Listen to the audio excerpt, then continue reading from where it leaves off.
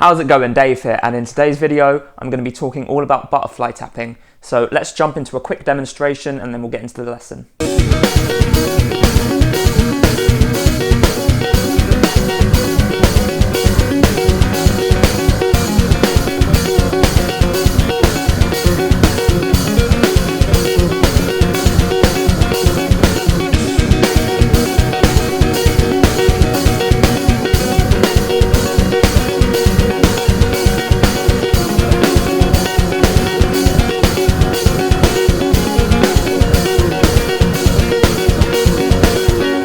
So butterfly tapping is a really cool technique. I think it was popularized by Josh Martin of Little Tybee. If there's someone more popular who does it, please let me know because I'm very new to the technique myself. So basically, as you saw, it is when we use our left and right hand to tap the fretboard. I have no idea why I've got a pick with me because I'm not going to be using it today. The way you use your left and right hands to tap the fretboard percussively and create this cool kind of percussive tapping sound with chords with both hands, and the patterns that we use to do this are very inspired by rudiments that are used by drummers. It's a really cool idea. So we're going to be working in the key of F sharp major today. I'll show you the chords that we're going to be using and the notes we're going to be playing with our right hand, and hopefully you can kind of create your own ideas with these notes and then maybe branch out to more notes afterwards. What we are going to be playing are shell voicings with our left hand. Shell voicings are basically where we just play the root, the third and the seventh, basically the essential notes in a chord. We're going to be playing F sharp major 7 there, then we're going to be playing G sharp minor 7, A sharp minor 7 and B major 7. Okay, so if you use those 4 chords you'll be able to create some cool ideas. And then with the right hand we are going to be playing the 11th fret of all the strings. It's based off the first shape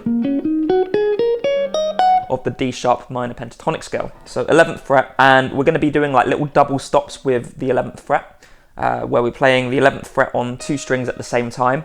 I'd suggest crossing your fingers over just a little bit, and it makes these double stops a lot easier to do. Let's take a look at some patterns that we can use based off some drum rudiments. First of all, you've got a paradiddle, so that is where we play left hand, right hand, left hand, left hand, left, right, left, left. And then we switch over, right, left, right, right.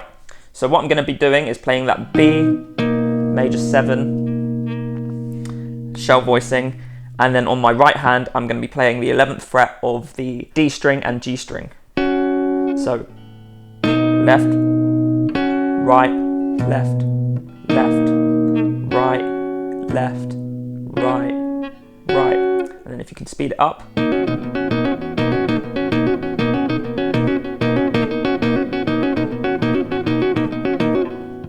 And I'd suggest maybe getting a fret wrap because there's going to be some unwanted string noise. I don't have a fret wrap, unfortunately, so I'm going to have to make do with that. But that will clean up the sound a lot if you can get one. So then you've got paradiddles, where we go left, right, left, right, left, left, and then right, left, right, right. So let's try that with the same chords.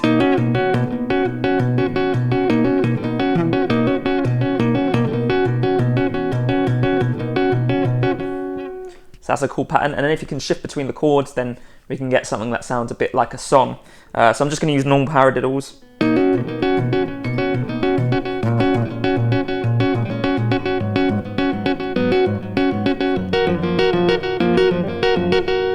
So yeah, I switched between the D string and G string, and then the G string and the B string at the end there for my right hand tapping. At the beginning, it might be a little bit hard on your left hand because you do have to put a lot of pressure down to get a nice sounding chord ringing out, so just keep practicing and your wrist and arm will get stronger. Let's take a look at some patterns now that involve triplets. First, most obvious one would be to do left, right in triplets. So 1 and a 2, 1 and a 2, 1 and a 2, left, right, left, right.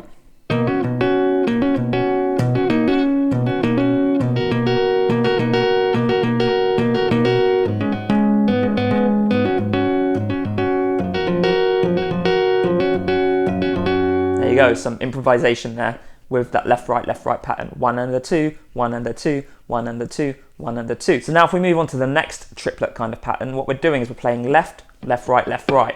We're missing the and of 1, so we're playing 1, the of 1, and then the 2 and we're playing. So 1 and 2 and 1 and 2 and 1 and a, 2 and a, 1 and a, 2 and a.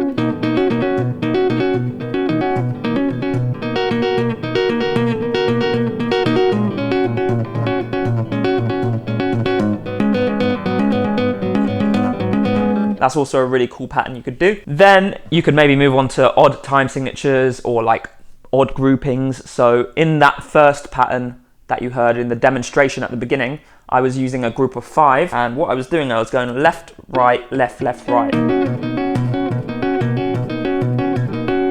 Like that. And you can hear the left hand goes 1, 1, 2, 1, 1, 2.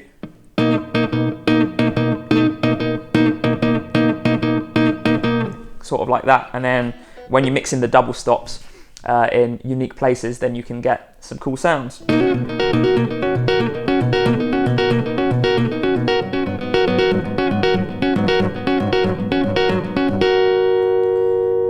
So there you have it, butterfly tapping. See if you can come up with your own left and right patterns. See if you can look up some drum rudiments, see what kind of patterns they do on the drums, and try and implement those onto the fretboard with your butterfly tapping. If you want to learn how to play the beginning demonstration, there's a tab in the description, so go check that out. And if you enjoyed the video, click like, put any video suggestions you may have in the comments, and subscribe to the channel. Make sure you hit that notification bell as well so that you're notified every single time I release a new video. And if you want to create some really awesome chord progressions, I've got the first 2 chapters of my book Chord Charisma down in the description for free, and that's going to teach you how to create a basic chord progression, and then from there build it up with extensions like 7ths, 9ths, 11ths and 13ths, and that's going to make your chord progressions sound really sophisticated, jazzy, extravagant. And I guess if you're doing this technique, you're going to be doing a lot of math rock, and those chords are perfect for math rock, so definitely worth checking out, and I'll see you in the next video.